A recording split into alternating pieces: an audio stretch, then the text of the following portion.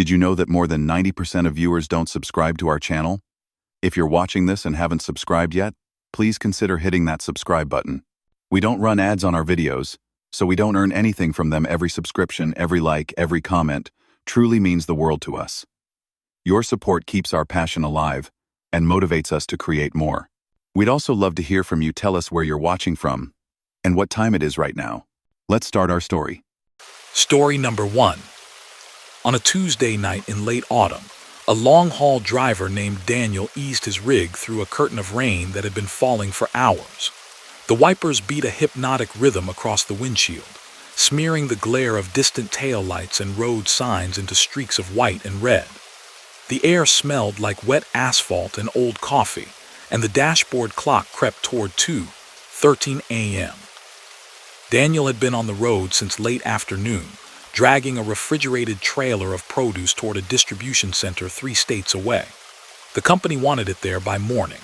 The dispatcher's voice, casual but firm, still echoed in his thoughts. Whether or no weather, they needed the load on time.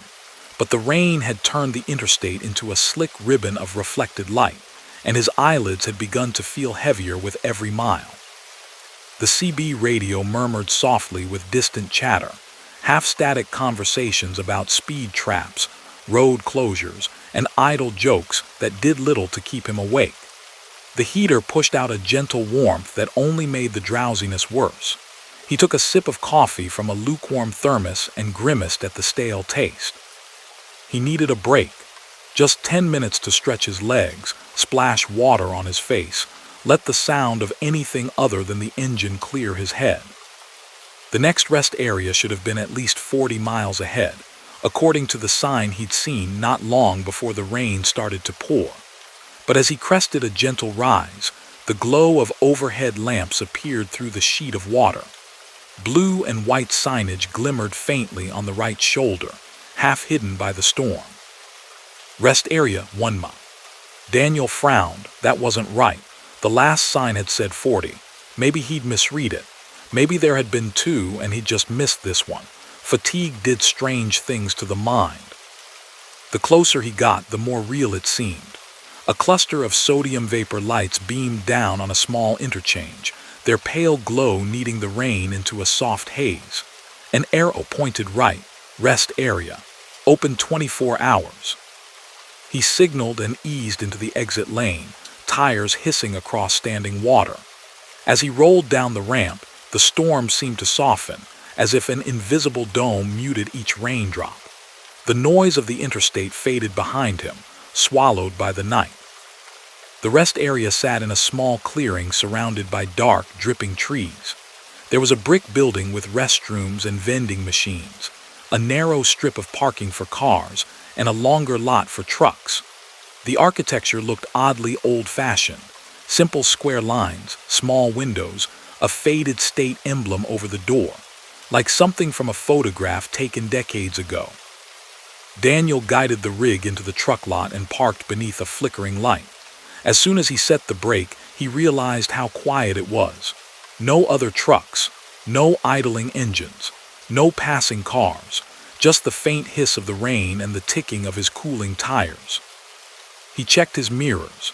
Empty spaces stretched away on both sides, slick with water and shining dully under the humming lamps. The restroom building stood alone, its glass doors reflecting the orange lights outside. One of the overhead fixtures buzzed and sputtered, flaring brighter at random moments before dimming again. Daniel hesitated, hands resting on the steering wheel. Something about the place touched a small, cautious part of his mind. Rest areas in the middle of the night were rarely this still. There was usually at least one other driver napping in a cab, or a late-night traveler pulling in with weary eyes and a crumpled map. But his back ached, his neck was stiff, and his focus was fraying. He convinced himself that the unease came only from tiredness and rain, nothing more. He slipped on a jacket, grabbed his keys, and opened the door. The cold air smelled faintly of wet leaves and concrete. The rain had thinned to a mist, drifting lazily through the glow of the lamps as he climbed down from the cab and shut the door with a solid click. His footsteps echoed in the near silence as he walked toward the building. The glass doors slid open with a sluggish mechanical whine. Inside, fluorescent lights hummed overhead. The tiled floor shone with a damp polish as though recently mopped, though no footprints broke its smooth surface. A directory sign mounted near the entrance listed the usual features: men, women, vending, information. A dusty brochure rack stood against one wall, filled with travel guides and maps that looked a little out of date. Overhead, a muted speaker played soft instrumental music that crackled slightly, as if coming through an old radio. Daniel headed to the restroom, grateful for the mundane familiarity of the layout. White tile, gray stalls, a row of sinks and mirrors. No one else inside. The fluorescent lights here buzzed louder, and every sound, the creak of hinges, the rush of water, seemed amplified. At the sink, he let cold water run over his hands, then splashed some on his face. It helped a little. He looked up at the mirror and saw his own tired expression, a few days stubble, eyes ringed with shadow. Behind his reflection, the door stood ajar, showing the empty corridor beyond. He watched the space over his own shoulder, for no real reason, just the way lonely places made a person glance twice. Nothing moved. Still, a small reluctance tugged at him when it came time to turn his back on the mirror. The feeling was faint and childish, like the urge to run up basement stairs in the dark. He ignored it, dried his hands on a paper towel, and stepped back into the hallway. The soft music from the overhead speaker drifted through the air. It sounded older now, like something from another decade, slower, with a thin, warbling quality. The vending machine alcove ahead glowed with its own artificial light. Inside, two machines stood side by side, their plastic fronts displaying rows of snacks and drinks. Daniel's stomach reminded him that he'd skipped dinner. He walked into the alcove and stared through the glass. Most of the snacks were unfamiliar brands, wrapped in designs he hadn't seen in years, simple lettering, muted colors instead of the bright logos he was used to. A few looked almost new, like they'd just been placed there. Others appeared slightly faded, as if the packaging had sat under these lights for a very long time. The drink machine hummed quietly. Instead of the usual lineup of logos, it showed simple labels: cola, lemon lime, orange, water. No brand names, just white letters on colored backgrounds. He checked his wallet out of habit, though he already knew he had a couple of crumpled bills and some coins. He fed $1 into the snack machine. It accepted the bill with a mechanical whir, then blinked to life. He pressed the button for a small pack of cookies. The spiral coil turned. The cookies slid forward, hit the metal lip, and stopped. They hung there, caught at the edge, refusing to fall. Daniel exhaled slowly. Annoyance stirring. It was a minor problem, but in the quiet rest area it felt strangely significant. He gave the side of the machine a gentle shake. The pack trembled, then toppled down with a clunk. The sound echoed louder than it should have. He crouched, retrieved the cookies, and noticed something odd. The expiration date printed near the seal was years in the past, not by a few months, by more than a decade. The packaging looked new. It shouldn't have been possible. He studied the date again, certain he'd misread it. The numbers remained unchanged. The quiet of the room pressed in around him, the fizziness of unease rising in his chest. For a moment he considered just leaving the snack behind, but the rational part of his mind stepped forward. It was probably an old misprint, something that had slipped through. Maybe the machine had been refilled recently with stock that had been sitting in a storeroom forever. He set the cookies aside on top of the machine and straightened, ready to go back to his truck. Enough of a break. The road was waiting. As he turned toward the corridor, movement flashed at the edge of his vision. In the reflection on the vending machine's glass, a figure stood near the entrance to the building, a pale outline framed by the dim hallway light. Daniel looked directly at the entrance. No one was there. He froze, heartbeat quickening, then forced himself to breathe slowly. The reflections were playing tricks. shadows, angles, the shift of his own jacket. He told himself all of this while avoiding the urge to check again. He walked back down the corridor toward the sliding doors. The music overhead crackled more now, the melody warping, almost slipping out of tune. The fluorescent light at the end of the hall flickered twice, casting the hallway into momentary shadow before returning. He stepped through the doors into the cool, damp air outside. The rain had weakened to a soft drizzle. The truck lot stretched away, empty and glistening.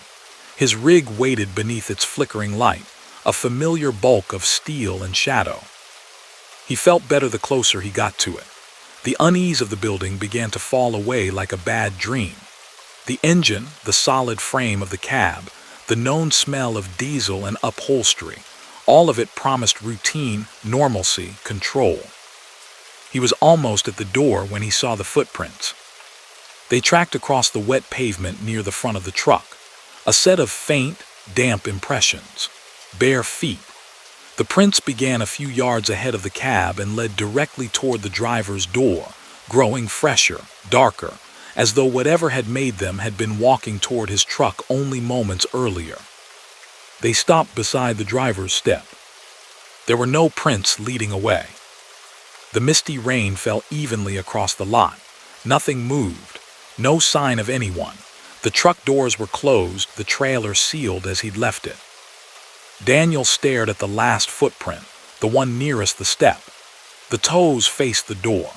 It was as distinct as if it had just been made, the tiny ridges and curves of a human foot pressed into the damp sheen on the concrete.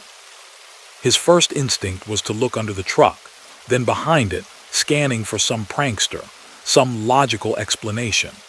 But each glance returned nothing but empty lot and softly swaying trees at the edge of the clearing.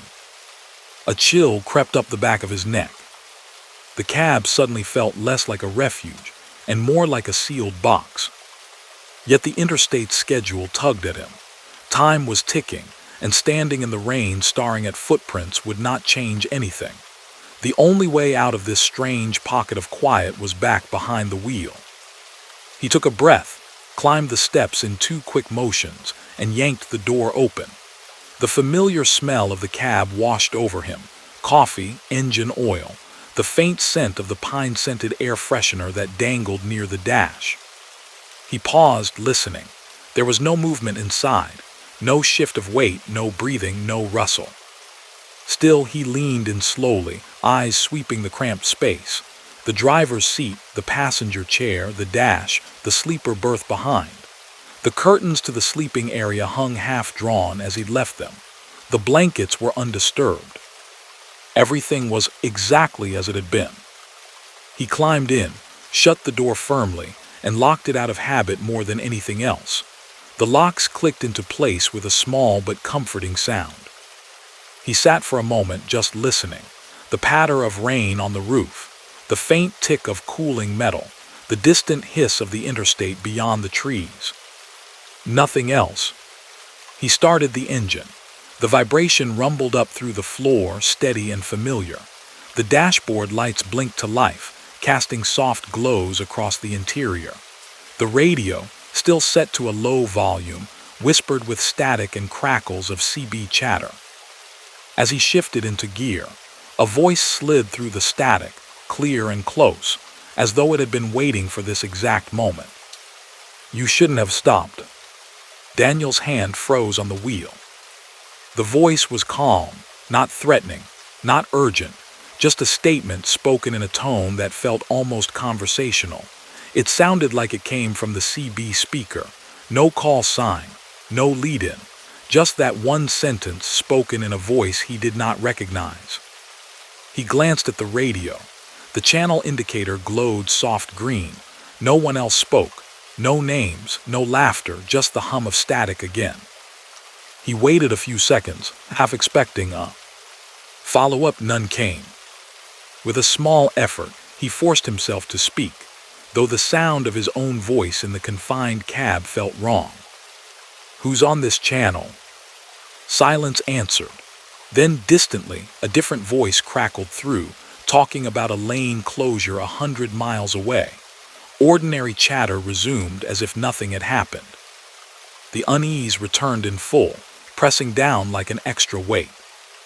He left the rest area without looking back, guiding the truck up the ramp and merging onto the interstate once more.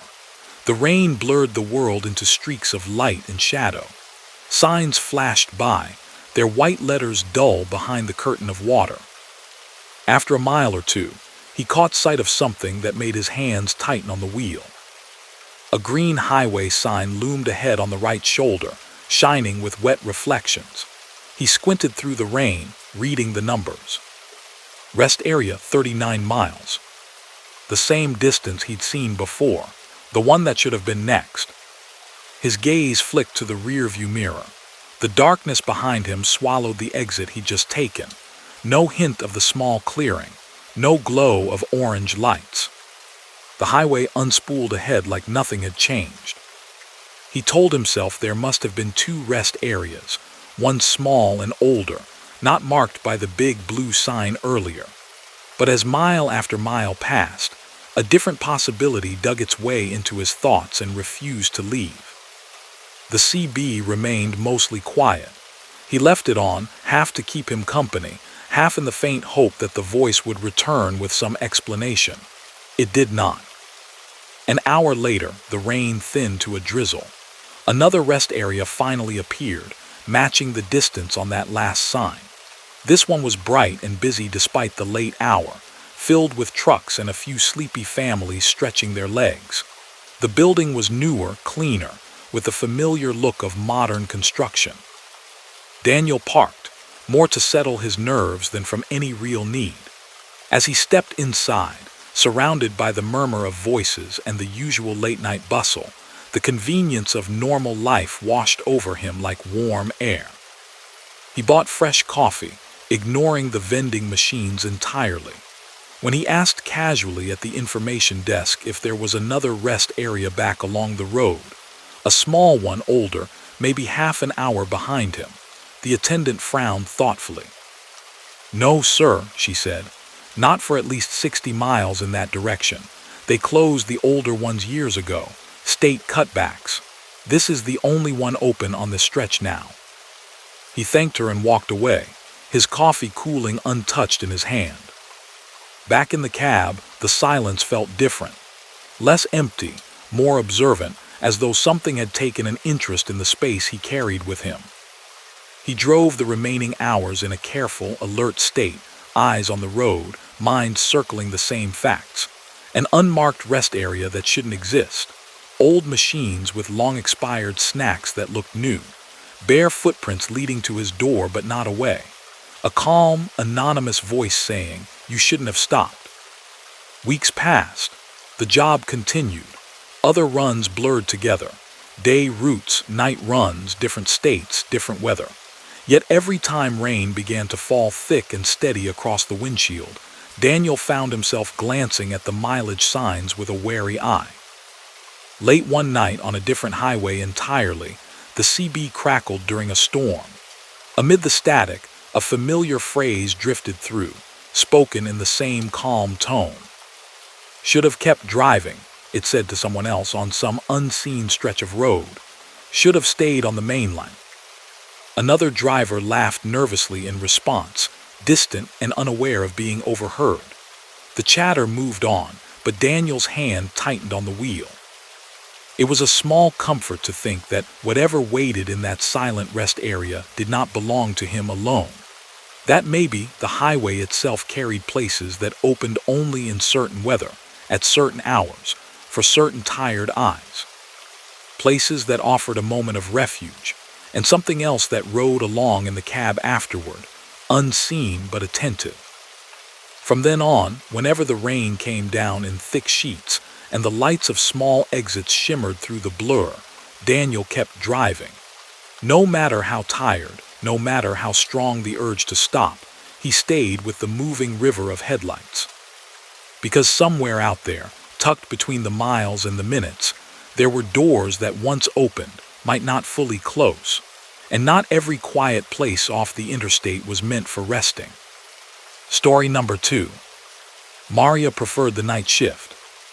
Daytime meant traffic, tailgaters, and endless merging. At night, the highway belonged to the long haulers and the occasional insomniac.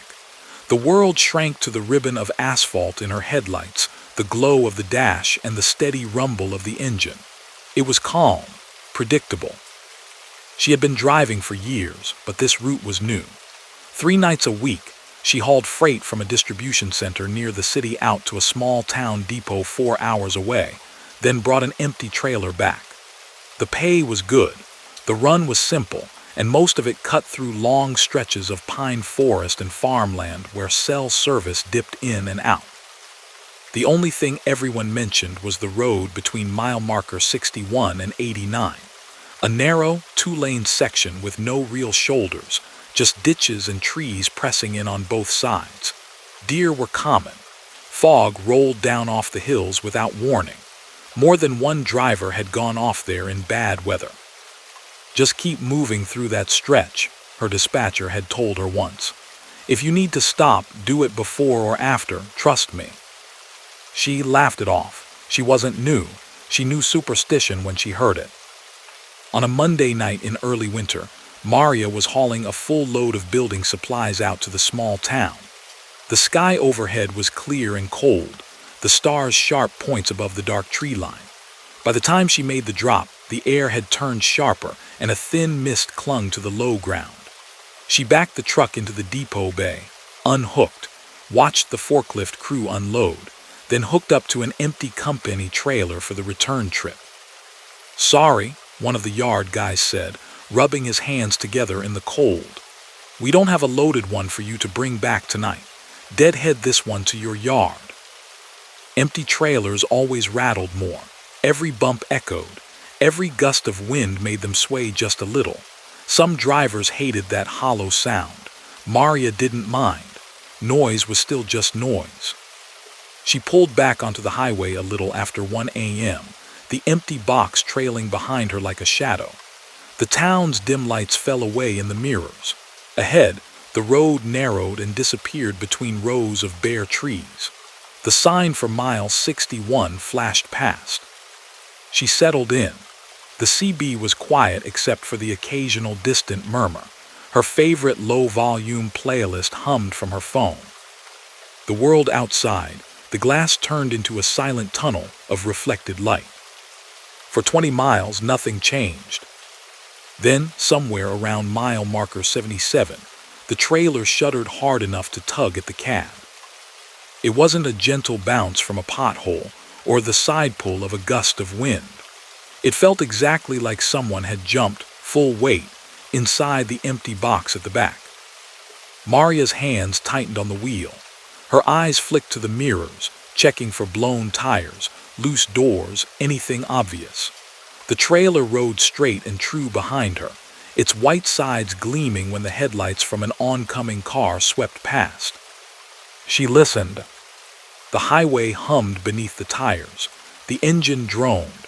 For a few seconds there was nothing else. Her muscles began to relax. Then she heard it, faint but distinct, a hollow thump from behind her, then another slow, uneven, like footsteps on metal. She glanced at the clock. 1:52 a.m. Probably the kingpin settling, she murmured to herself, or the suspension. Empty trailers made strange sounds, especially on older roads. She knew that. Still, the noise put a small, cold stone of tension in her stomach. Up ahead, the faint glow of a construction zone appeared, orange cones reflecting her lights. A temporary sign announced single lane ahead, prepare to stop. She eased off the throttle, let the truck roll down. A portable light tower washed the road in harsh white glare where the lanes merged into one. A flagger in a reflective vest lifted a red stop sign as she approached, signaling her to pause. She brought the truck to a smooth halt. No other vehicles were in sight, just the flagger, the cones, and the pale shapes of machines further up the road. The world went quiet except for the soft idle of her engine. Behind her, something shifted in the trailer. She felt it through the cab, a small, rolling vibration. Then that same hollow sound again. Thump, thump, as if someone walked from one side to the other, testing their weight on the floor. Maria set the brake. For a moment she just sat there, eyes on the flagger, breath shallow. There were no doors in the back except the main swing doors. She'd closed and locked them herself at the depot. No one had gone in or out that she'd seen. Another sound came, softer this time. A faint, plastic rattle, as if something light had rolled and bumped against a wall. The flagger waved her ahead, flipping the sign to slow. She didn't move. She flicked her hazard lights on, then leaned out the window. "Hey," she called. "I think I've got something loose in the trailer. Mind if I check real quick?" The flagger, a young man with tired eyes, looked at her rig, then down the empty lane, then back. "Make it fast," he said. She climbed down from the cab, the cold air biting her cheeks. The construction lights made everything look flat and strange, like a movie set. She walked along the side of the trailer, her boots crunching on gravel. The metal skin rose beside her, blank and white. Nothing moved. At the back, the doors loomed, secured with a simple steel latch and a lock the depot had provided. She drew in a breath, reached up and swung the latch aside. The lock felt cold in her hand. She twisted the key, heard the small click and tugged the doors open. The interior yawned before her, a long, empty rectangle of metal and wood floor. Her own headlights cast a pale, slanting light into the space. The construction glare from behind her reached only a little way in. The rest dissolved into shadow. She stepped up onto the rear bumper and peered inside. Nothing, just the faint lines from where pallets had once sat, scuff marks on the floor and small, scattered bits of debris, scraps of plastic wrap, a loose piece of tape fluttering in the draft. Her eyes caught on something near the center of the floor. A small red ball. It was no bigger than her palm, scuffed and dull, with a faded white stripe around its middle. It looked like the kind of toy you'd find in the backseat of a family car, dropped and forgotten. Maria frowned. She stepped inside, the floor creaking slightly under her boots. The emptiness around her absorbed the sound. She walked to the ball and picked it up. The rubber felt cool. Someone's initials were written in marker near the seam, almost completely rubbed away. She turned slowly, scanning the walls and the corners. No crates, no boxes, no place for anyone to hide. The sensation of being alone in that echoing metal box was suddenly uncomfortable. The empty space felt less like nothing and more like something watching. She backed toward the doors, climbed down and shut them firmly, turning the key with more force than was needed. Back in the cab, she set the ball on the passenger seat without really thinking about it. The flagger gave her a curious look as she rolled past, then turned back to his own pocket of darkness. Once she cleared the construction zone, the road was hers again. Trees gathered on both sides, their branches knitting overhead. The headlights tunneled forward, picking out signs and reflectors.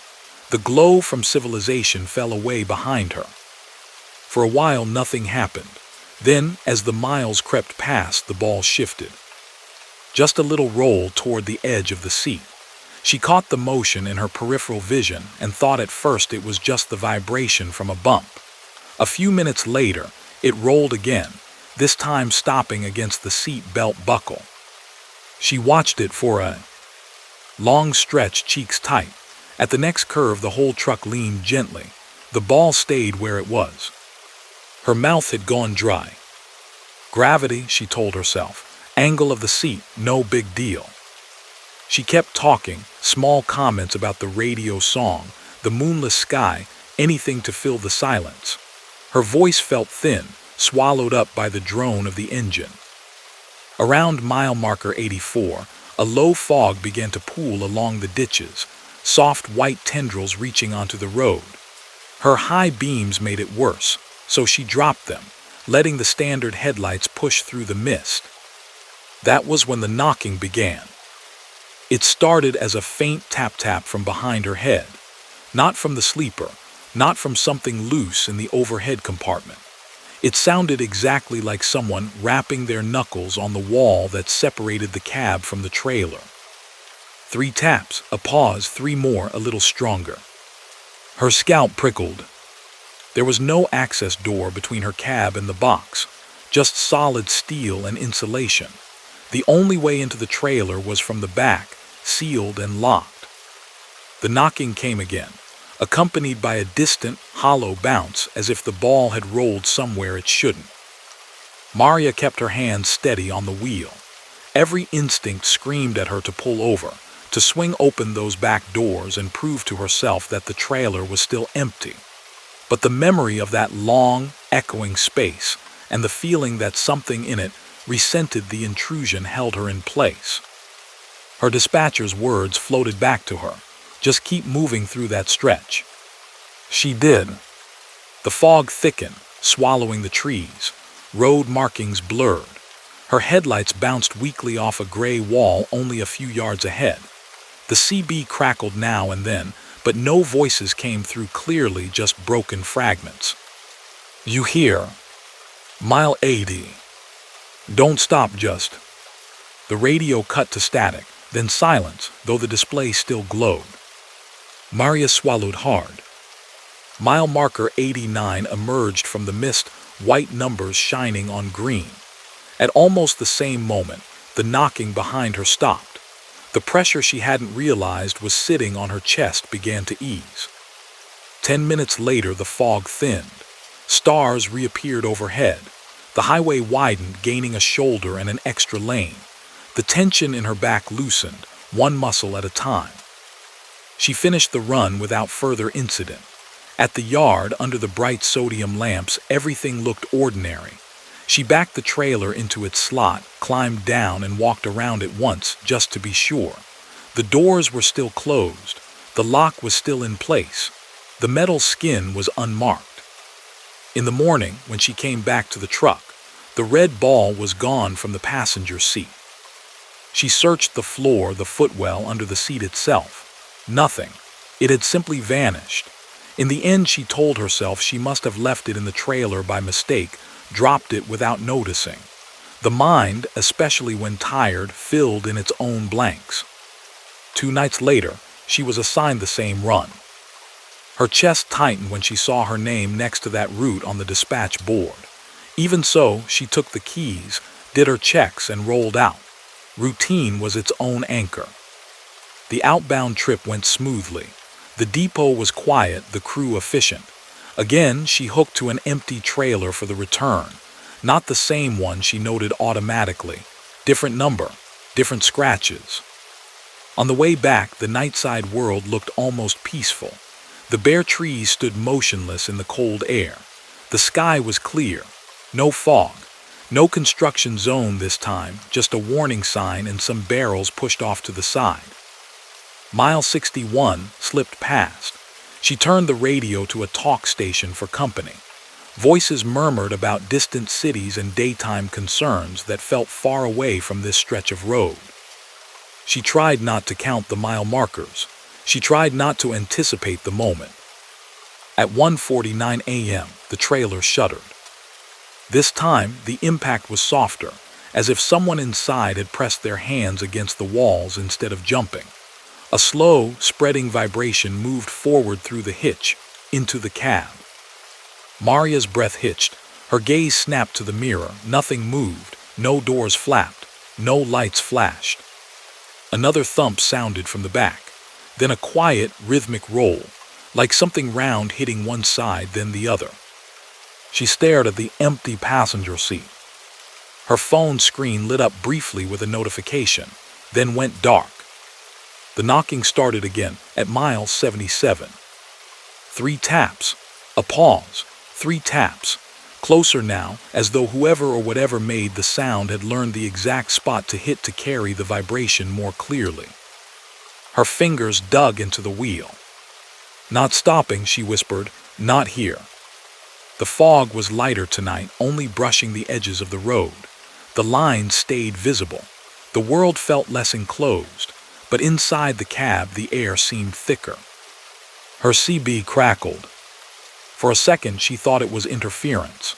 Then a child's voice, thin and distant, like it was coming through too many layers of static, drifted out of the speaker. "Can we ride with you this time?" Maria's pulse hammered in her ears. She reached out and turned the CB volume all the way down.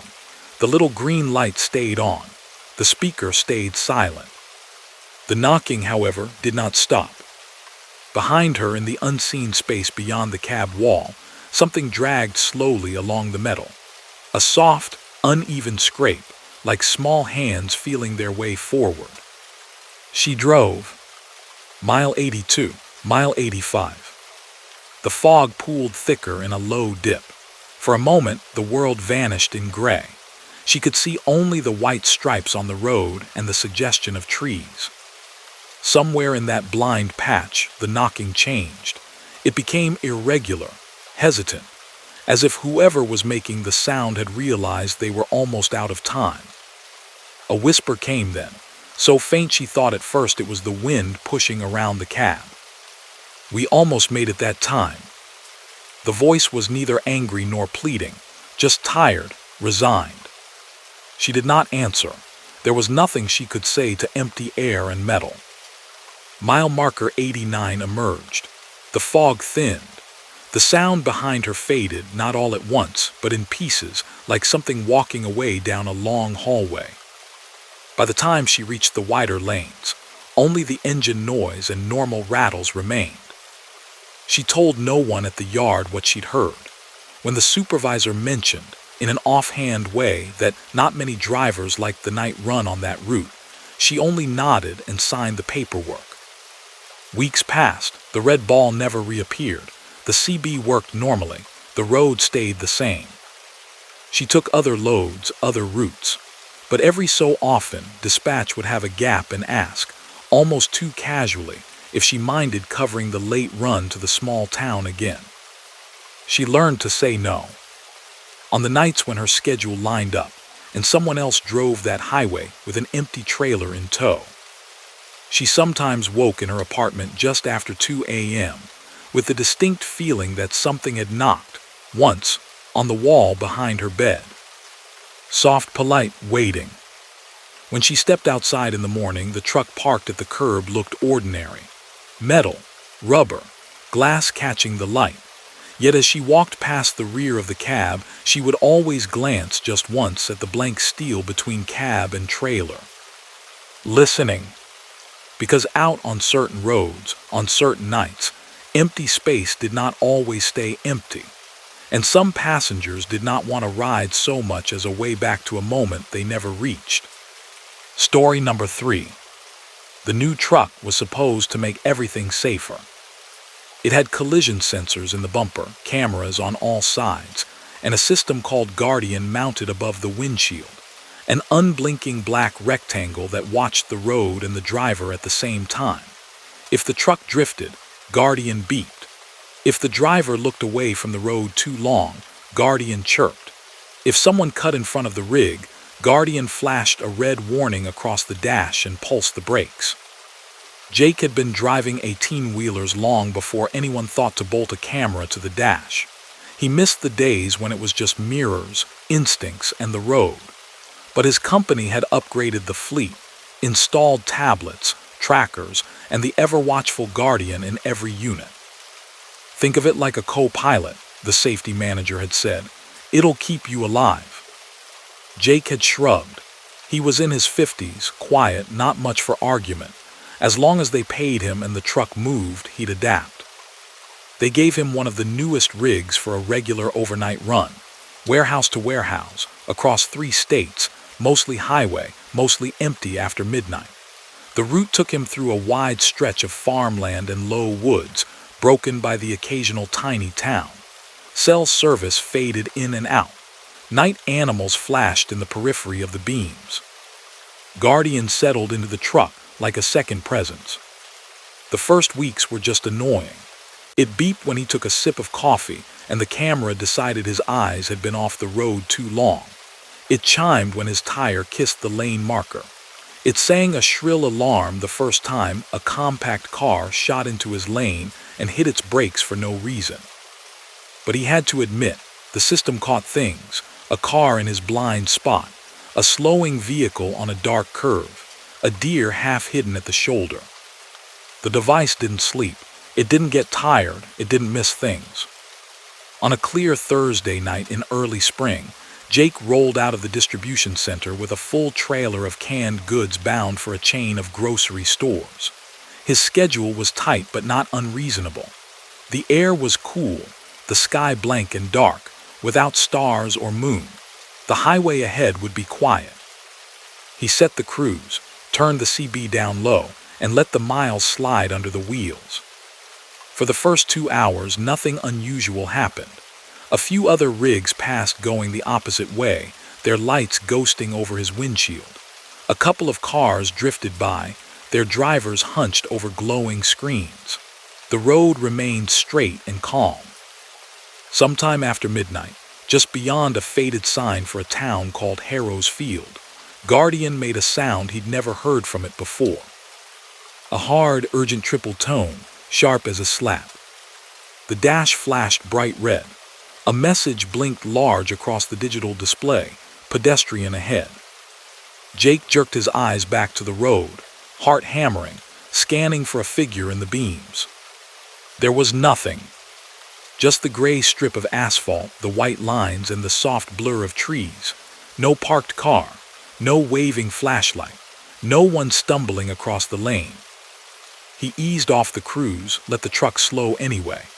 The warning icon stayed on the screen, a little stick figure outlined in red, hovering at the center of his lane. Guardian losing its mind, he muttered. Slowly the alert faded, the tone stopped, the dash went back to its normal glow. He watched the shoulder for another mile, feeling his pulse gradually fall back to normal. Maybe it had caught an animal. Maybe a reflection off a road sign had confused the sensors. Still, he checked his mirrors more often after that. 10 miles later, it happened again. Same tones, same red flashes, same warning: pedestrian ahead. This time Jake stomped the brakes harder, heart lurching. The cans in the trailer shifted with a low, rolling clank. The belt tightened against his chest. The headlights washed over an empty road. He crawled forward at 20 miles an hour, eyes cutting from side to side. The night stared back, blank and silent. As his speed dropped, the warning changed. The little figure on the dash moved. It slid from the center of his lane to the right edge, then to the shoulder. Pedestrian Owen's shoulder, the display read. Jake's scalp prickled. Again, he saw nothing in the wash of his beams. If someone had been walking that close to the pavement, one misstep could have killed them. Yet the road lay bare. Maybe it's heat signatures, he told himself. Could be a dog or a deer way back in the ditch. He spoke mostly to fill the cab with something besides the sound of the engine and his own breathing. The system fell quiet as he eased the truck back to highway speed. A mile marker flashed by, then a green board. Next SCRVICES 47 miles. He rolled his shoulders, trying to shake off the unease. The third alert came just after he passed under an old, narrow overpass. Guardian shrieked the same triple tone, but the message this time was different. Obstacle in lane. Jake's chest dropped. Hands gripping the wheel, he stared ahead. The beams cut through a low spot where fog had gathered in a shallow layer. In the middle of the lane, for one impossible second, he thought he saw a shape. Not a solid body, not like a car, more like a darker patch in the gray, a figure standing still where no one should stand. Then the fog broke under the blast of air from the truck's nose, and nothing was there. Guardian flashed red, then went dark again. Jake drove the next 20 minutes with every muscle tight. His eyes ached from staring. His coffee sat forgotten in its holder. Finally, a cluster of lights appeared ahead. A small truck stop with fuel, 10 parking spots, and a low building with a diner that stayed open all night. He hadn't planned on stopping, but his nerves outranked the schedule. He pulled in, set the brakes, and listened to the engine idle down. The truck stop was quiet. One other rig idled near the far pump island. A pickup sat near the diner door. A fluorescent light near the restrooms buzzed weakly. Jake climbed down, stretching stiff legs. The cool air felt good. He filled the tanks, walked once around the rig to be sure nothing was loose, and went inside. The diner smelled of coffee and fried food. A tired waitress offered him a nod. He ordered a sandwich and sat where he could see the parking lot through the smudged window. Outside, his truck stood under the pale lights, Guardian's dark rectangle faintly visible through the glass. He found himself watching it, as if expecting the device to move. When his food came, he ate slowly, listening to the low voices of two other drivers trading stories a few booths over. Tornadoes, icy bridges, close calls with bad brakes. Nothing about cameras, nothing about computers sounding alarms at things no one could see. On his way out, he checked his phone. A notification from the company's safety app blinked. Unusual event. Check footage, Unit 4382. His truck. He frowned and tapped it. The app loaded a still image from the driver-facing camera. Grainy, dark, tinted green by the low-light sensor. It showed the interior of his cab from earlier that night. Jake sat in the driver's seat, hands on the wheel, eyes on the road. Behind him, in the sleeper bunk's half-shadow, something else sat perfectly still. The figure was faint, the outline barely there, like someone had drawn a person in smoke and left them sitting on the edge of the bunk. A head, shoulders, the suggestion of hands resting on their knees. The caption beneath the image read, "Possible distraction, unauthorized occupant. Review." His mouth went dry. He stared at the photo for a long moment, then looked up at the truck outside. The cab windows reflected nothing but the parking lot lights. The safety app provided a button to request a call with the department. His thumb hovered over it, then dropped away. He told himself it had to be a glitch. Compression artifacts, light and shadow creating a pattern that the software misread as a person. "We're seeing faces in wallpaper now," he muttered. "That's all." His voice didn't sound convinced. Back in the cab, he forced himself to slide the curtain to the sleeper aside and look. Blankets, pillow, neatly stacked duffel, no one waiting, no dent in the mattress. He touched the fabric, cold. He closed the curtain again, a little faster than before, and settled back behind the wheel. As he merged onto the highway, the tablet on the dash pinged with a new message. From safety. Subject, Guardian EVENTS, please acknowledge.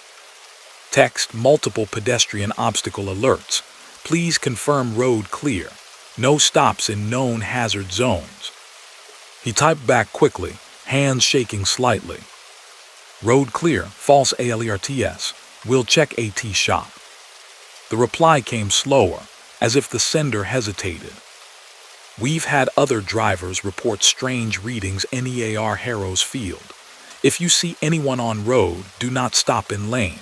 Pull off safe. Call 911. He stared at the message, unease coiling tighter. Other drivers, same stretch. The road unrolled ahead, darker now. The few distant farm lights had stopped. Woods crowded close to the shoulder. The world outside the beams looked like solid black water.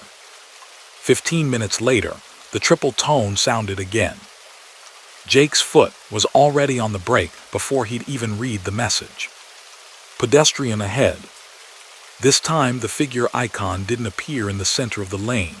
It flashed at the edge on the right shoulder. A small red outline walking. Guardian sensors drew a faint, ghostly line showing where it believed the person stood. 500 feet, 400, 3. Jake squinted into the darkness, jaw clenched. At first, nothing. Then the beams hit a patch of low mist sliding up from a ditch. In the swirling gray, he saw what looked like a person walking with their back to him, just beyond the white line. A long coat, bare head, arms hanging loose at their sides. He opened his mouth, ready to hit the horn, but as the truck roared closer, the figure never turned. The coat did not flutter in the wind. The stride did not change. At 200 feet, the person simply wasn't there anymore. The fog broke. The shoulder lay empty.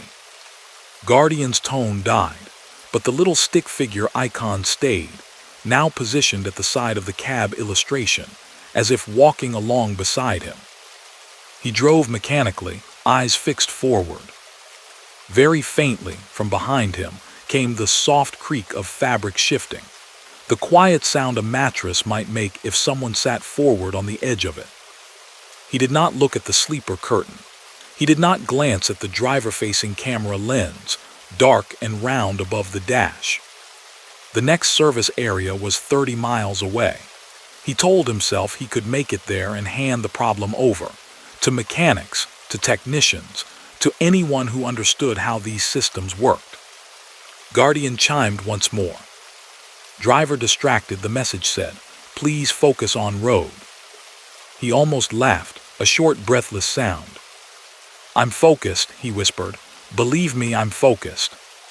At the service area, awash in white light and concrete, the world regained its ordinary edges. He parked, logged out of his shift, and climbed out, legs unsteady. In the morning, the shop technicians pulled the event logs, shook their heads, and muttered about recalibrations. They said the sensors were fine, the cameras functional. False positives happened. Edge cases, they called them.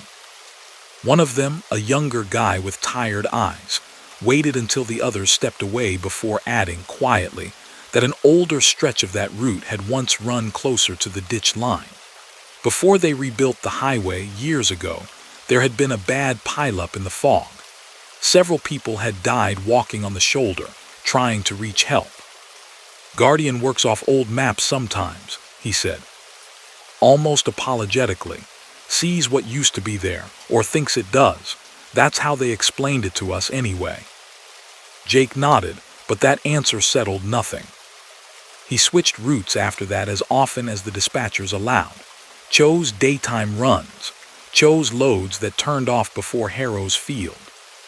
Still, on the nights when he couldn't avoid it and the highway pulled him back through that particular slice of darkness, Guardian stayed awake above the windshield, watching both the road and him. Sometimes, just beyond the sweep of his headlights, the system would ping softly and flash a brief, flickering outline on the dash, tiny red stick figures, walking in place at the edge of the lane, as if packing the boundary between one version of the road and another. And in the grainy, green-tinted recordings that his company stored and rarely checked, there were moments where Jake sat alone at the wheel, eyes straight ahead, while a second, faint outline sat motionless on the bunk behind him, watching the back of his head with a patience that didn't belong to any machine. Story number 4.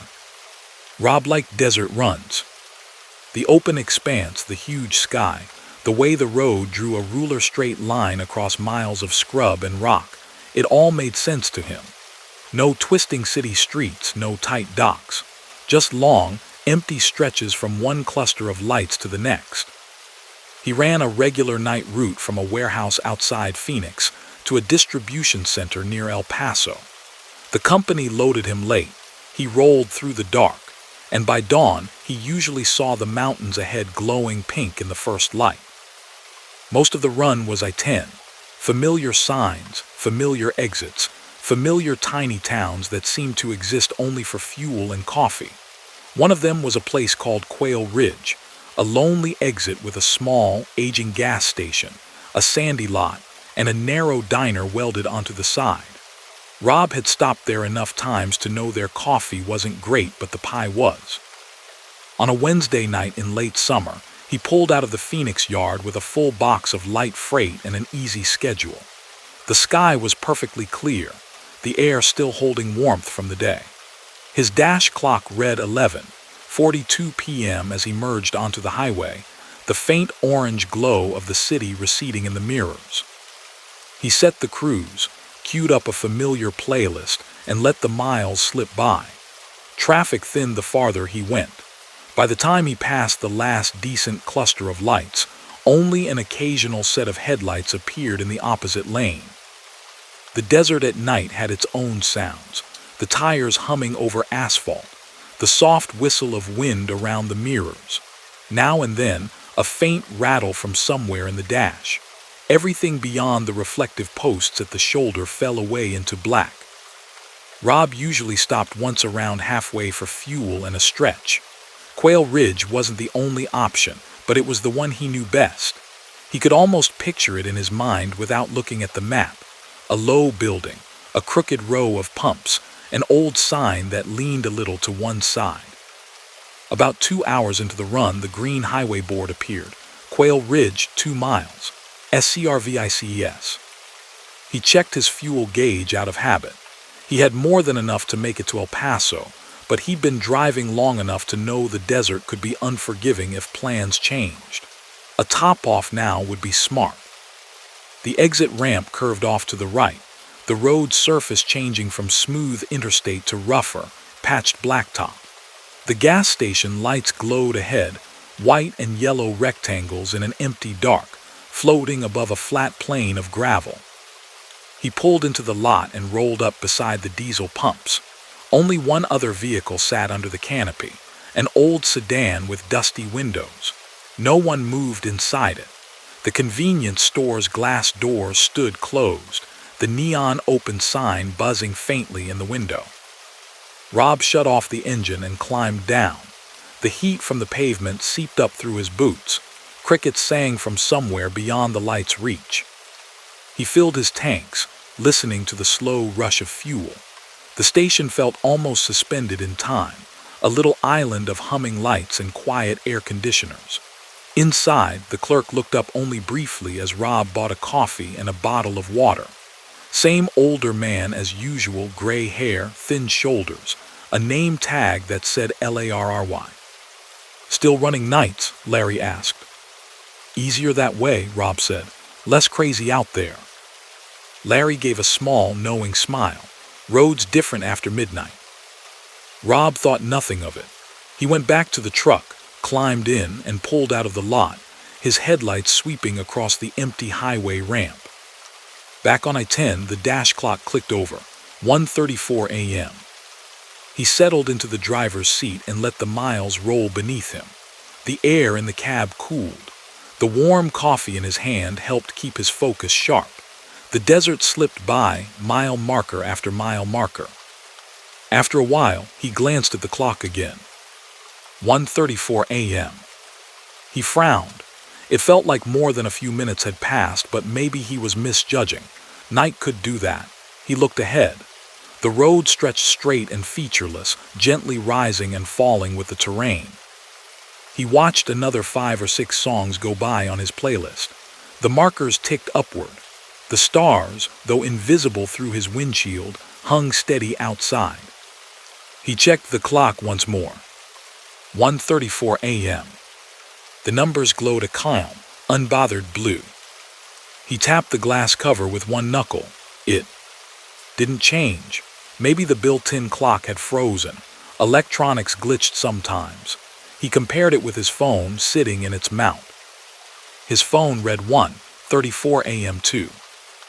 He stared at the screen for a second, uneasy now. Phone clocks synced to the network, didn't they? Maybe he was out of service. Maybe it hadn't updated. He flipped to the home screen. The wallpaper looked normal. Notifications were the same ones he'd seen back at the station. The battery icon hadn't moved. He told himself not to dwell on it. The next town with any real lights would settle his mind. He focused on the cascade of reflectors along the roadway, the faint dip and rise of the terrain. After a time that felt like 20 minutes, the green sign appeared. Quail Ridge, 2 miles. SCRVICES. Rob blinked. He must have misread it. There could be another town with a similar name. But the font, the spacing, even the little icon showing a gas pump and fork and knife, they all looked exactly the same. His fuel gauge showed tanks nearly full, the amount he'd expect not long after leaving a station, not after covering dozens of miles. The exit lane opened. His hands moved almost automatically. Before he had fully decided, the truck was angling off the highway, tires thumping across the rumble strip. The ramp curve felt identical to before. Same patch in the pavement, same low guardrail on the left. The gas station lights brightened ahead, casting a familiar pattern across the gravel. He pulled under the canopy, heart beating a little faster, and stopped at the same set of pumps. The old sedan sat in the same place, its windows dust-fogged. A moth fluttered against the neon open sign. Through the glass doors, he saw the clerk at the counter. Same man, same gray hair, same name tag. Larry looked up as Rob stepped inside. "Still running nights?" he asked. Rob froze. He forced a smile. "Yeah, guess so." Larry nodded, exactly as before. Roads different after midnight. Rob's skin prickled. His fingers tightened on the coffee cup he hadn't realized he was still holding from his previous visit. He glanced down. The cup in his hand was half empty, the cardboard sleeve slightly bent where he'd gripped it earlier. On the counter by the register sat another identical cup, full, steam rising faintly. "Can I get you anything?" Larry asked. Rob's throat felt dry. "No, I'm good, just needed to stretch." Larry gave the same small smile, the same tilt of his head. "You take care out there." Rob walked back to his truck in a daze. The night air felt heavier now, as if it pressed down from above. The stars had a faint, washed-out look, like they were shining through a thin veil. He climbed into the cab and shut the door firmly, needing the solid sound of it closing. For a moment he just sat there, fingers on the steering wheel, listening to his own breathing. The dash clock still read 1:34 a.m. He turned the key. The engine rumbled to life. The radio lit up, but no station came through, only a soft, even hiss, like someone breathing slowly into the microphone. He pulled out of the lot and joined the highway again. This time he kept his eyes on the mile markers. He read each one aloud as it passed. 42, 43, 44. It helped steady him, gave the night a shape. He forced himself not to check the clock. Minutes, or something like minutes, slipped past. The song list progressed. His coffee cooled further. The fuel gauge nudged down by a hair. Eventually, he couldn't stand it and glanced at the display. 1:34 a.m. He let out a slow breath that shook a little at the end.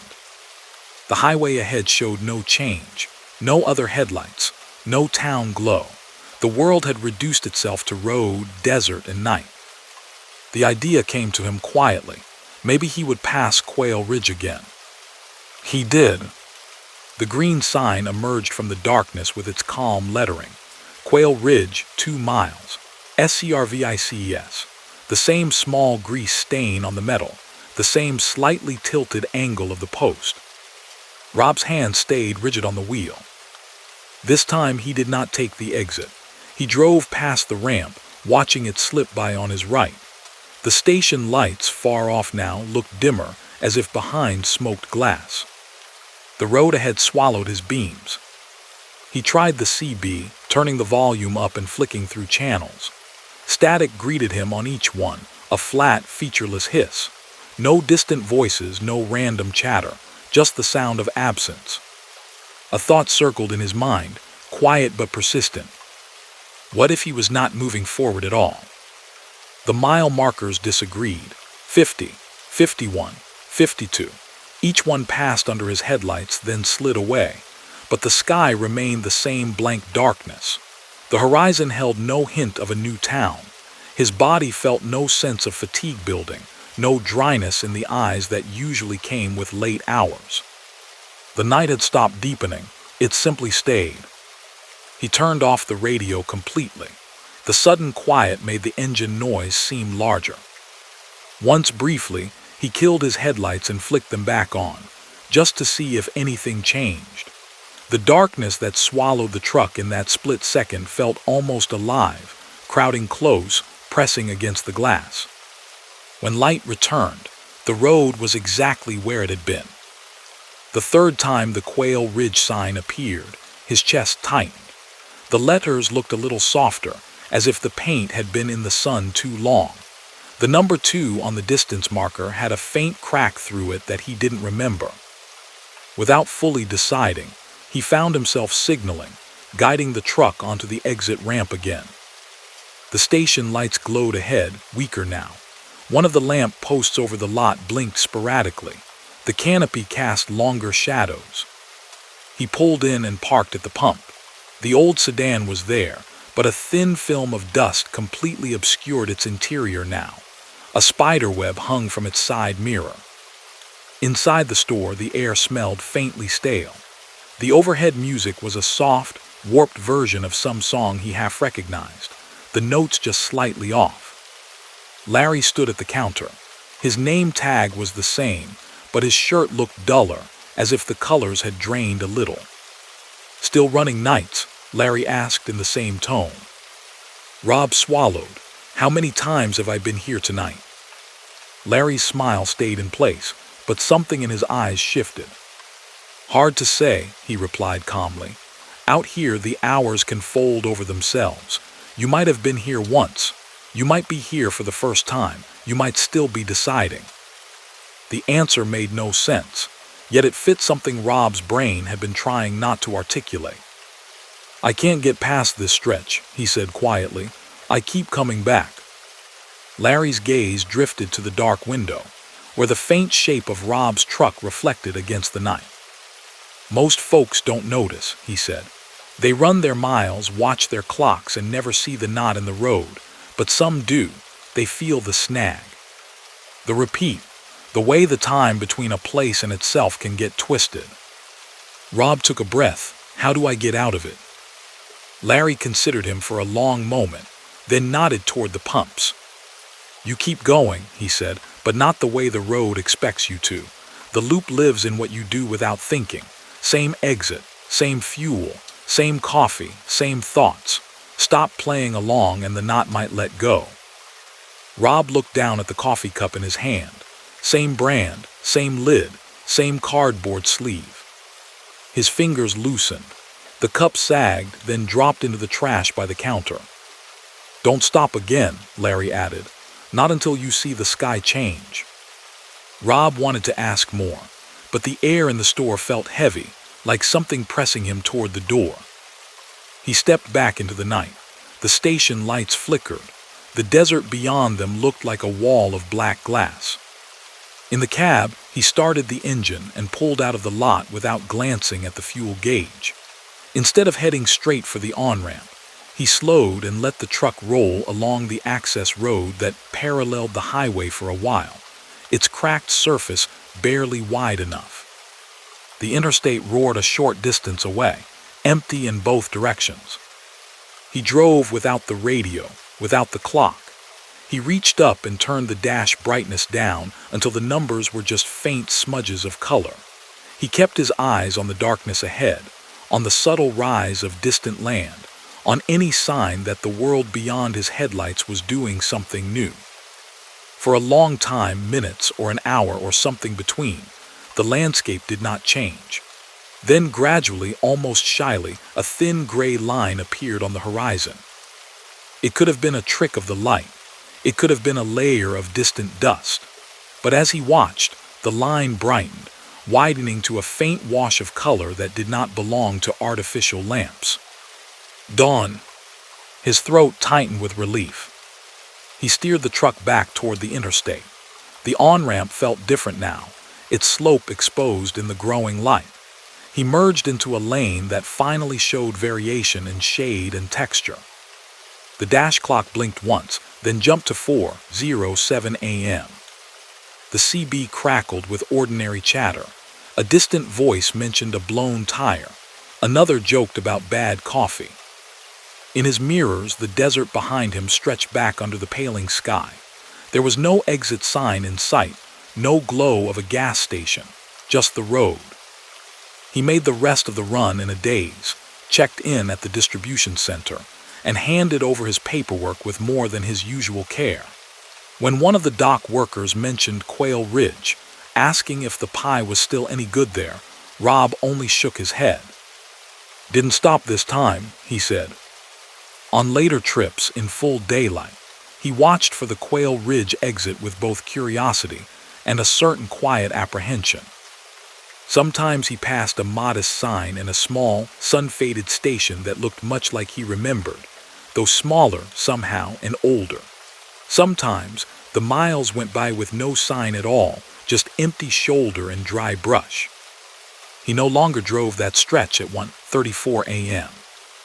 And on the rare nights when he did find himself on an empty highway with the sky pressing close and the clock refusing to move, he kept driving past every convenient glow on the horizon, trusting that somewhere beyond the looped moments, the world would start its slow, steady turn toward morning again. Story number 5. Lena had always liked mountain driving, even when other drivers avoided it. She liked the way the world dropped away on one side, the way the headlights painted the rock faces and pines, the way the engine had to work and hum and downshift instead of just idling along a flat interstate. The passes demanded attention. They didn't let a person drift off into half-thoughts. Up here, a driver was awake, or a driver was in trouble. Her regular route ran from the low warehouses of the Western Plains to a supermarket chain on the other side of a long, cold range. Night runs were best. Fewer tourists, fewer brake-happy cars riding the middle lane all the way up. The schedule put her at the highest part of the pass around 2 or 3 in the morning, depending on weather. On this night, the weather was not on her side. Snow came down in fine, relentless grains, not heavy enough to blind completely, but steady enough to layer the pavement and smear every light in a soft halo. The plows were out, but the storm kept laying a thin sheet of white behind them just as fast. Lena's rig felt solid under her, chains clicking dully on the drive tires, engine brake humming as she eased around each curve. Her trailer was loaded with produce, not overly heavy, but enough to keep the wheels planted. On the CB, a few local drivers traded road reports between bursts of static. Eastbound, watch it at mile 117, got a four-wheeler in the ditch. Copy, I see the lights. Chain laws up past Summit, boys, don't be fools.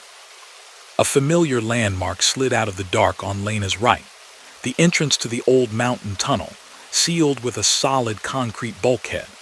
The main road curved away from it now, following a newer bypass that skirted the side of the ridge before diving through a shorter, safer bore. Once, years ago, traffic had gone straight through that old hole in the rock. Then came the tanker crash, slick pavement, bad visibility, one bad angle. The pileup had taken lives and left the tunnel blackened and damaged. They closed it, poured a wall, cut a new route. Truckers still talked about it, sometimes on slow nights. You can hear 'em if you park there with your engine off, an older driver had said once, half joking, half not. Hear the horns, hear the brakes, like the mountain kept the echoes. Lena had never been tempted to test that. She preferred to keep moving when the road was high and the hour was late. Tonight, as she passed the blocked entrance, she flicked a glance toward it. Snow had collected in a subtle drift along the concrete. For a second, in her beams, the old tunnel face looked like a blind eye half buried in the mountain. She shook the image away and focused on the next curve. The grade climbed. Trees pressed closer.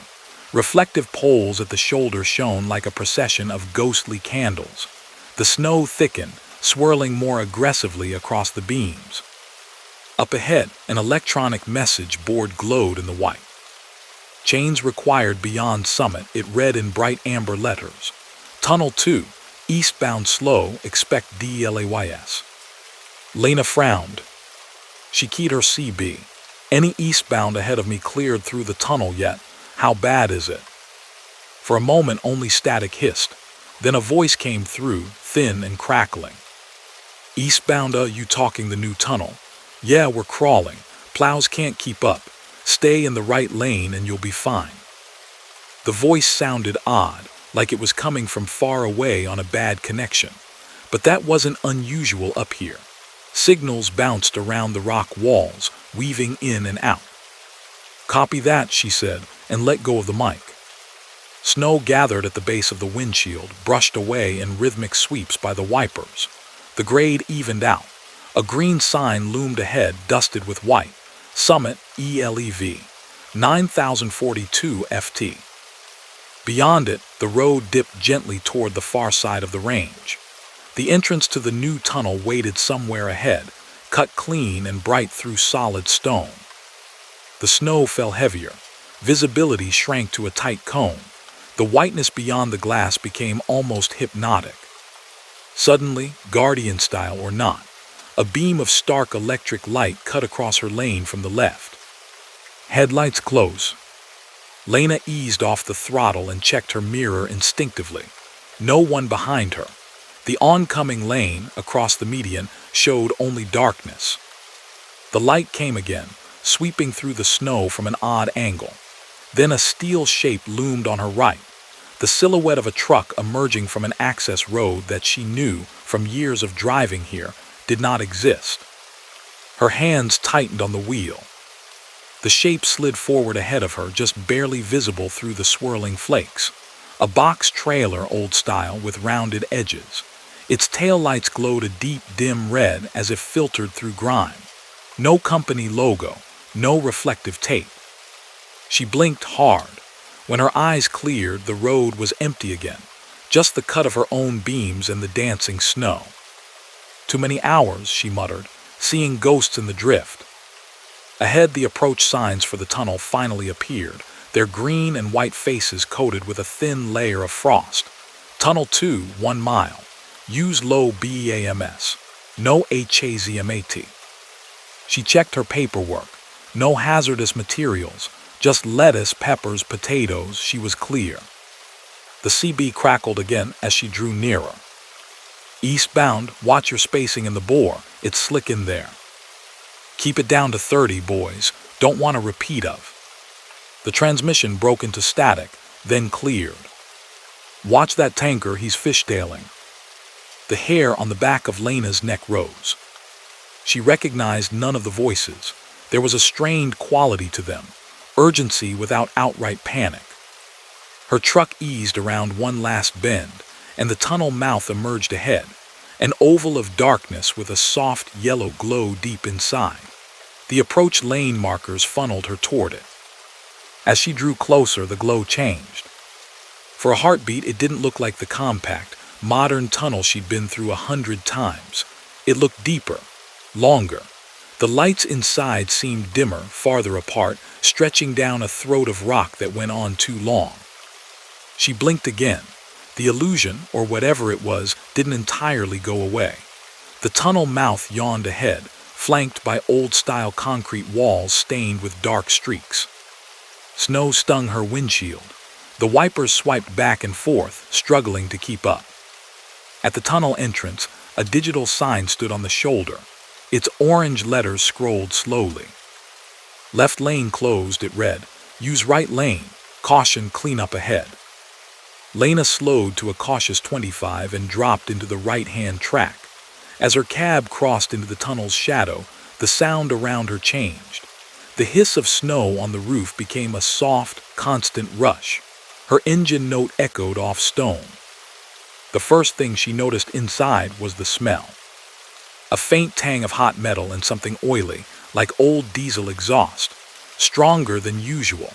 Too strong for an empty bore with modern ventilation. The second thing she noticed was the light. The tunnel's lamps, usually bright white, looked yellowed and uneven. Some flickered without fully going out. Others seemed dimmer, as if choked by smoke that wasn't there anymore. Her headlights glanced off concrete barrier and damp walls. The world outside the windshield narrowed to a rounded rectangle of pale and shadow. She checked her mirrors. Behind her, just far enough back to avoid showing in full, another pair of headlights bobbed along. Not the crisp, bluish hue of modern rigs. Warmer, softer, like older halogens. She told herself another truck had entered close behind. The message board outside had warned of slow traffic. Maybe a small convoy was forming. The CB crackled. Brake, brake, brake, he's not slowing. Get on the shoulder, get on then. The feed dissolved into overlapping voices and a low roar like wind in a microphone. Somewhere in all that, she thought she heard the distant, ragged blare of a horn held down too long. Lena's fingers tightened. "This is eastbound Lena in the tunnel," she said into the mic, trying to keep her voice steady. "What's your 20? I've got clear lanes, no shoulder, and nothing in front of me." Static replied. Then faintly through the wash of noise a different voice spoke. This one was quiet, measured, flat with shock. "Can't stop it," the voice said. "Can't stop anything, tell 'em don't come through yet." The CB fell silent. Lena's pulse thudded in her ears. The smell in the tunnel thickened.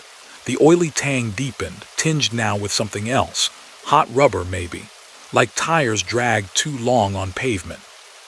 She eased off the accelerator even more, letting the truck trundle along barely above idle. Her headlights barely reached the next curve. The concrete wall to her left felt very close, the barrier to her right even closer. "Just the mind playing tricks," she muttered. "Old stories, old wrecks, this place has seen them, that's all." Her own voice sounded thin under the rumble of the engine. In the mirror, the trailing headlights drew nearer, brightening. A shadow began to resolve around them. A hood, a grille, the rounded lines of an older cabover-style truck, the kind she mostly only saw at shows now. Its lights didn't glare on her mirrors the way they should have. They glowed through them, in a strange, muted way, as if shining from somewhere slightly out of line with the real world. She gripped the wheel more tightly and kept her eyes front. The overhead lamps flickered again. For a moment the tunnel strobed, light, shadow, light.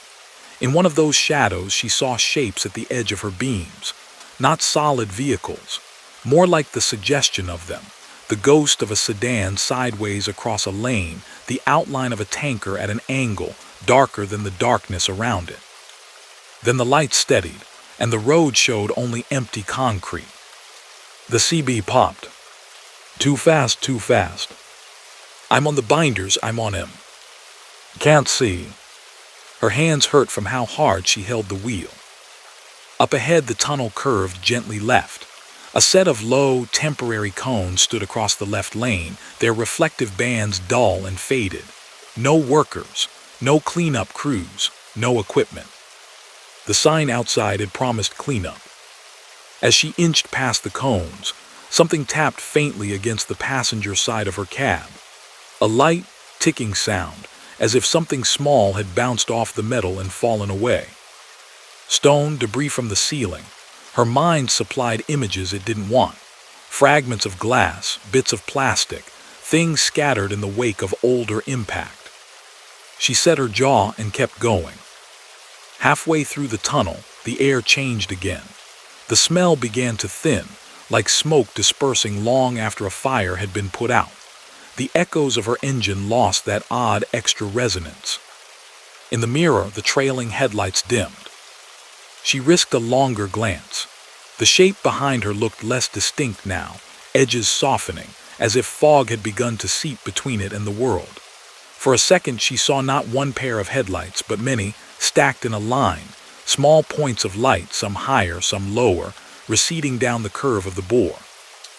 Then the lamps overhead flared brighter, their modern whiteness reasserting itself. The mirrors showed only familiar tunnel geometry. Nothing followed her but empty, well-maintained road. The CB remained silent. Minutes, or maybe only seconds, later, the pale oval of the tunnel exit grew ahead. Snowflakes streaked in the air beyond it. The outside world looked almost too open after the close confines of stone. Lena let out a breath she hadn't realized she was holding, and rolled gently back up to speed as she emerged into the night again. The snow on this side of the mountain was lighter, more like a soft dusting than a full fall. The sky seemed a shade less black. Far ahead, a hint of distant town glow touched the horizon. She checked her mirrors one last time. Nothing behind her but the receding tunnel mouth, and the red splay of her own tail, lights on the snow. Her dash clock said 2:58 a.m. right on schedule. She keyed the CB again. Eastbound out of the tunnel, roads are passable but slick. Any westbound want an update. A voice she recognized this time, one of the regulars on this route, answered. Copy that, Lena. We heard the state closed that old tunnel again for inspection. You see any crews near the cutoff? She frowned. No, just the usual barricade. Just came through the new bore. Little weird in there tonight, but nothing major. The new bore, the other driver repeated. State, saying they've got it shut for maintenance till morning. We're all lined up on the west side waiting on a pilot car. You sure you didn't get routed through the old one? Lena glanced in her mirror at the tunnel behind.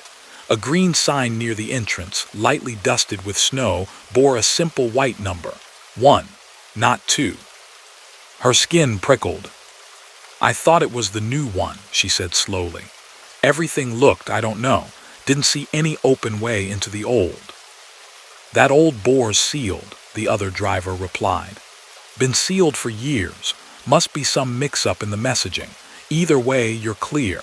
Guess they forgot to close your side. His explanation was reasonable. It covered the paperwork, the signs, the messages on the board. It did not touch the voices she'd heard on the CB. It did not explain the old-style truck that had never quite resolved fully in her mirror. It did not account for the smell that had wrapped around her rig like a memory. She drove on, the road unwinding down the far slope, her trailer following steady and obedient. The emergency lane widened, trees thinned, distant lights grew brighter. By the time she reached the valley truck stop for fuel, the events in the tunnel felt like something that had happened in a dream, on the edge between waking and sleeping. Inside the warm, buzzing din of the stop, surrounded by other drivers and bright shelves of snacks, she almost convinced herself it had all been a tired brain playing tricks. Then, as she paid for her coffee, she heard 2 local drivers at the next register talking quietly. State Memorial up there, you know, for the crash. Yeah, my uncle was on that pileup. Said the radios went crazy right before it happened. Voices over each other, warnings too late to matter. Sometimes you still get the chatter when you're near the old line, or so they say. Echoes or something. Lena wrapped her hands around the coffee cup, letting the warmth soak into her fingers. On her next run through the mountains, the new tunnel was back open, bright and ordinary, its lights steady and white. She took it without thinking too much. No strange smells, no ghostly trucks, no old voices. Still, whenever she passed the sealed face of the original bore, half buried beneath snow and time, she kept her eyes straight ahead and her radio turned low. Not out of fear exactly, but out of respect, for the way some places seemed to remember what had happened inside them, and for the fragile line between the living road and whatever still rolled silently along the edges of it, following routes that no map had shown in years. Story number 6. Aaron got his first truck before he ever owned a car. He went straight from a worn-out driving school Freightliner into a company day cab, then into a long-haul sleeper on a dedicated route. By the time the new electronic logs rolled out, he already had a decade of pencil and paper logbooks stacked in a shoebox at home, pages filled with neat, blocky handwriting and little notes only he understood. The shoebox gathered dust after that. The company handed him a tablet on a bracket and said the 3 letters that changed every driver's day: ELD. The device tracked his driving to the minute. It beeped when he forgot to switch from on-duty to off-duty. It yelled at him when his 14-hour clock was almost up. If the truck moved, the tablet knew it, and the tablet told dispatch. Think of it as your electronic co-pilot, the orientation trainer had said, smiling at a room full of unimpressed faces. It keeps you compliant and safe. Aaron learned to live with it. Tap to change status. Tap to certify a day's logs. Tap to send the data to the office. It was all routine by the time autumn rolled around, and he started a new run hauling packaged food from a plant in Kansas City to warehouses scattered across the upper Midwest. Most nights blurred together, cold air shimmering off the hood, farmland fading to dark shapes, the gentle ticking of the Eld screen when his finger brushed it. He missed the freedom of paper, but he appreciated that the machine did the math for him. The first odd thing happened halfway through October. He just parked for the night in a quiet gravel lot behind a little fuel stop off the interstate. The sky was clear, the stars sharp. Only a couple of other trucks sat dark and still, engines off. He'd set his brake, done his walk around, locked up and climbed into the sleeper. Before turning in, he reached over and hit the button on the Eld to change his status from on duty to off duty. The screen showed his day's graph. A neat line of drive time, a block of on duty at the shipper, another stretch of driving. He scrolled to the bottom of the log to certify the day. Underneath the last entry, off duty 2147 Kansas City MO, another line had appeared grayed out like a draft. On duty driving 1014-1412, 35 NB, MM 142 delay 0014. Tomorrow's date, tomorrow's highway, a specific mile marker, 14 minutes of delay. Aaron frowned at the tablet. Maybe he'd accidentally fat-fingered something. He tried to tap the line to edit it. The device gave a soft denial tone and popped up a message. Future TIMESTAMPS cannot be modified. He stared at that for a second. Cute, he muttered, real cute. The company had joked in training that the Eld knew what you do before you did. Maybe this was some kind of preset reminder about a construction zone. He scrolled up and certified the log. The gray entry stayed, faint and half-transparent like something waiting its turn. In the morning, he forgot about it. By early afternoon, he was northbound on I-35, running smooth. The sky had gone white with high clouds, the kind that flattened the light and made the land look like a washed-out photograph. He heard a little chatter on the CB about a minor backup north of them, nothing serious. A green sign flashed by, exit 140, 2 miles to the next. He glanced at the dash clock, 14:09. His eyes slid, almost involuntarily, to the Eld. The home screen still showed his duty status and clocks ticking down. The log itself was a couple of menu presses away. He told himself not to be ridiculous. A joke line on a screen didn't control the highway. A minute later, brake lights bloomed ahead of him in a staggered row. He eased off the throttle, touched the brakes gently. Cars and trucks in both lanes slowed to a crawl. Up ahead, a pair of cruisers sat on the shoulder, lights turning silently in the pale afternoon. He rolled forward inch by inch. The CB came alive. Fender bender in the right lane, boys. They're pushing it off now. Looks like they'll have us moving in a few. He passed a crumpled sedan on the shoulder, a pickup's front bumper hanging loose. No one looked badly hurt, just shaken. An officer lifted a hand, waving traffic along. A few minutes later, the speed crept back up to normal. Aaron checked the clock. 14:26. 14 minutes by his rough guess. At his next stop, while his trailer was being unloaded, he opened the Eld logs. The gray line had turned solid black text now, merged into his day. ON duty driving, 1014-1412 I-35 NB, MM 142, delay 0014. He scrolled back to the day before. The entry was there too now, as if it had always belonged. He rubbed the back of his neck. Glitch, he said to the empty cab. Just a glitch. The second odd thing happened a week later. He was parked in a small, older rest area on a different route, his new customer run taking him along a lonelier stretch of highway. The lot held only 3 trucks, spaced politely apart. A single orange streetlight buzzed near the entrance. The air smelled like dry leaves. He'd eaten, drawn the sleeper curtain, and was half dozing, the truck gently rocking in a light wind. Out of habit before sleep, he reached for the eld and hit off duty. Again, under the last line of today's log, a faint gray entry sat waiting with tomorrow's date. Off-duty sleeper, 10:23:23:18, rest area awakened by tapping on glass. The note wasn't written in his words. It sounded official, clinical, the kind of thing you'd put in a report. "Okay," he whispered, "that's new." He tried to erase it. The device refused, same as before. Future TIMESTAMPS cannot be modified. He lay there for a long time, watching the dim glow from the front of the cab. His phone said it was only a little after 10.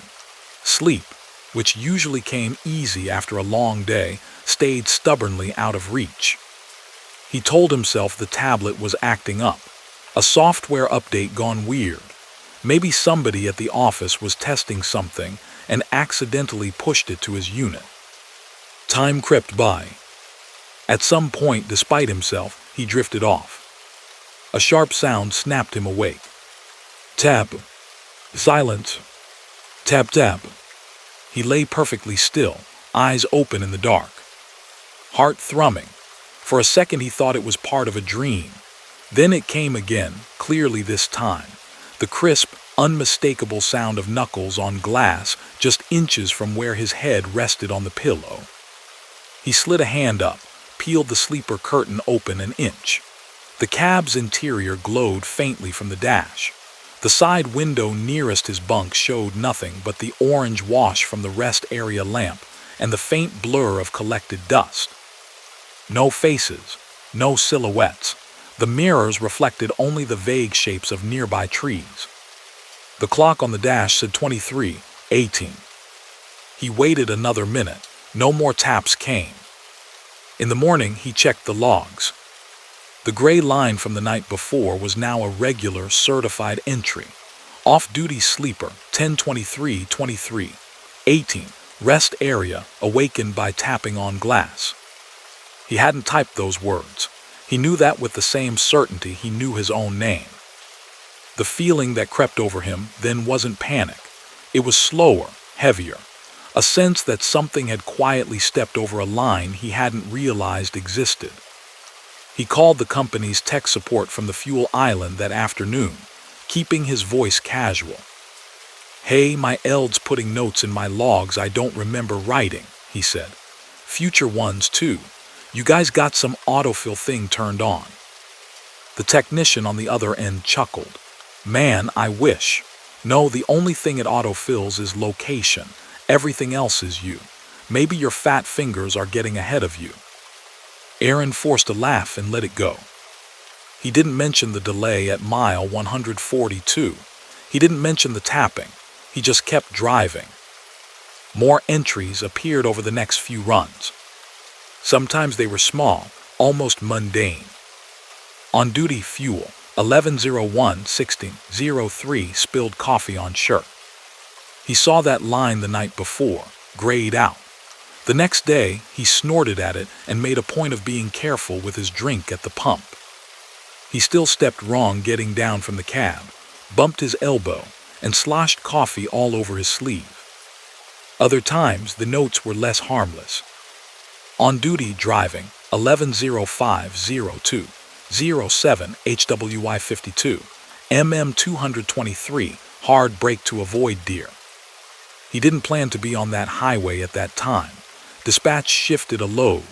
A receiver took too long to unload him. He ended up precisely where the tablet said.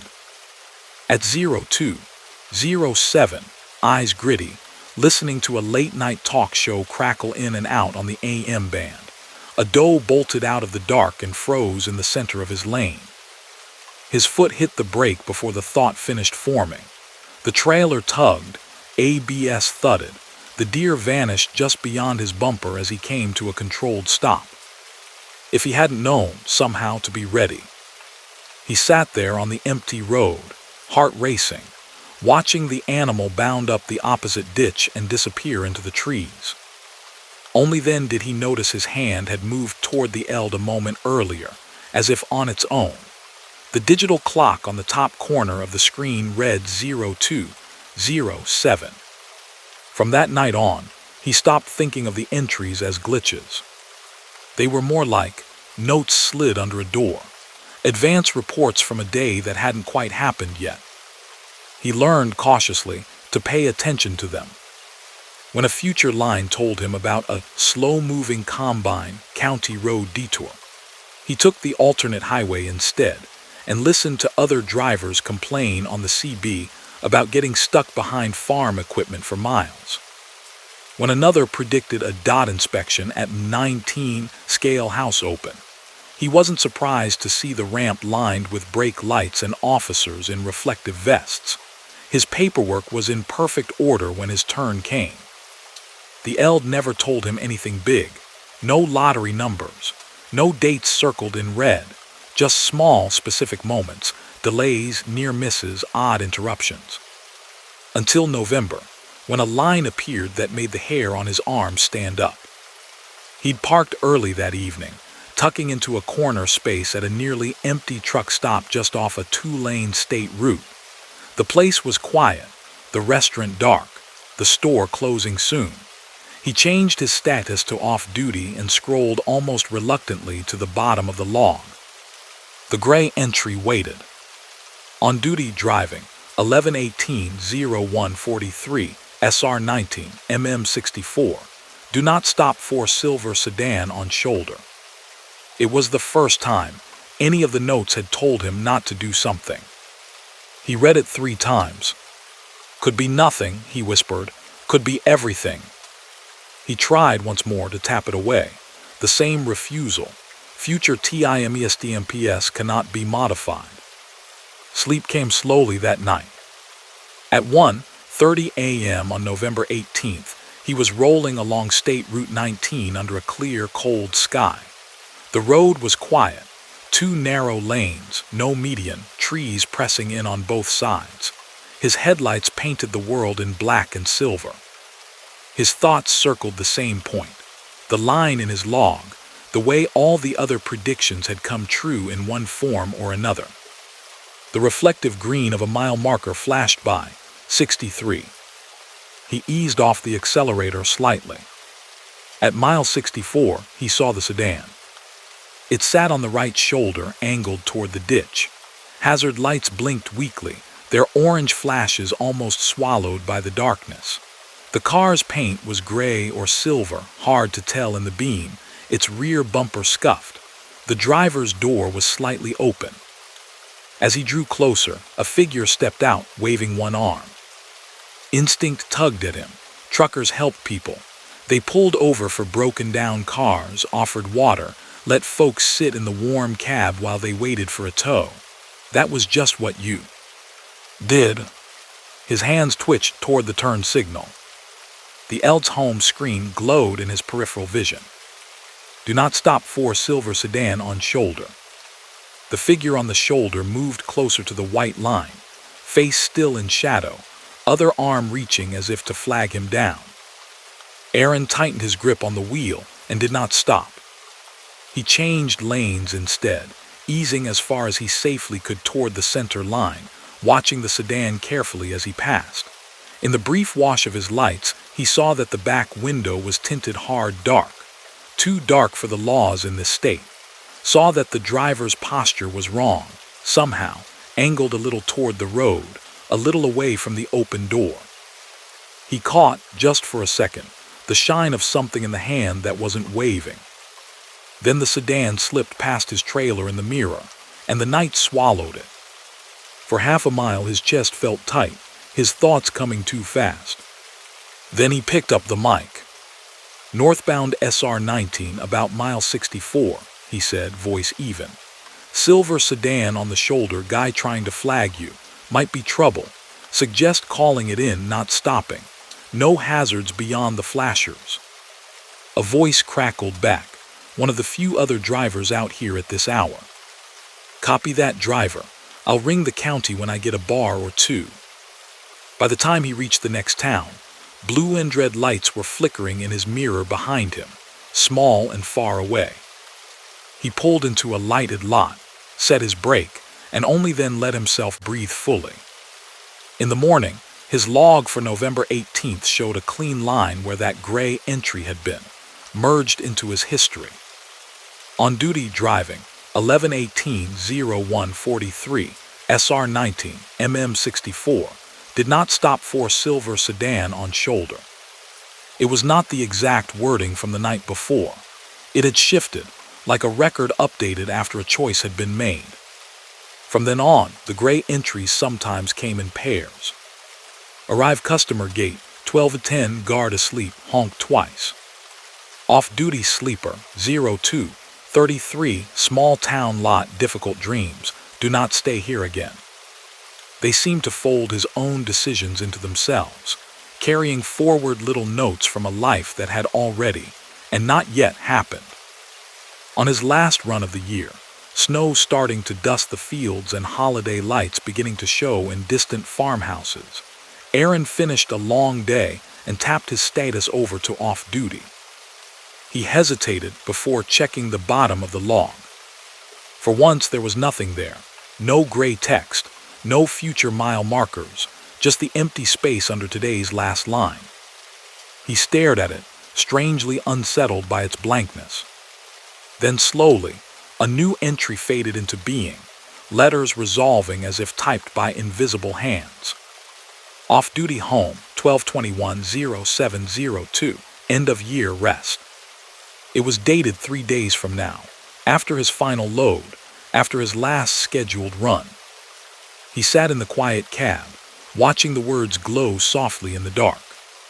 He knew with a steady, growing certainty that when the time came, he would do whatever he needed to do to make that line in his log come true.